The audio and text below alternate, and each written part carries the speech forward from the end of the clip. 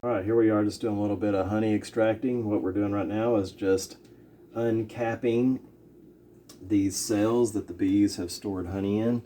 So we're going to use a little tool, this little uncapping roller.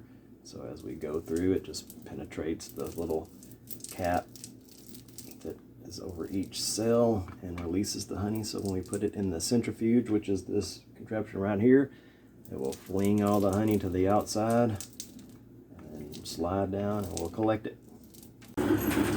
Okay, this stage of the honey extraction process is we are running it through a manual hand cranked centrifuge. So we've got 4 frames of honey inside with little holders, and as you crank it spins them around and flings the honey to the outside of the tank, and then it just flows down to the bottom, comes out the little honey gate there and through 3 layers of filtration.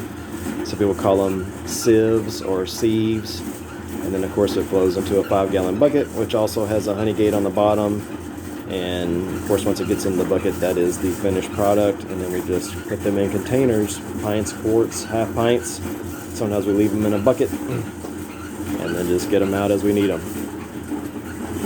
But you just have to keep doing it until you feel like you get most of the honey flung out of the cells.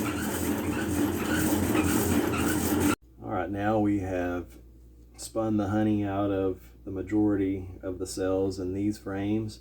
So you can kind of see that there's no more cap cells, and it's mostly vacant of honey, has a little bit what you call wet frame.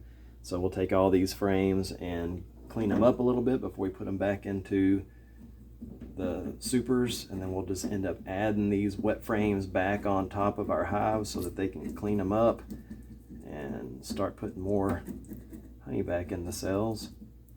And we'll take all this excess wax right here and try to even get some of the more of the honey out of it, but we'll take that and put it in a solar wax melter and make a nice block of clean wax, and we can use that for making things, or we can just coat the foundation, which is underneath here, underneath the wax, which you can't see the foundation. We'll coat that with some fresh wax on frames that don't have any wax on them. But anyway, we'll store them in little totes and then put them back on the honey supers.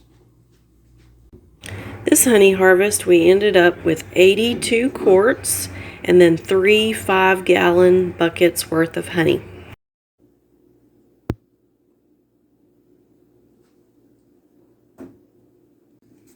All right, so here we are just doing a little bit of honey extraction. And if you don't know, honeys have to have something to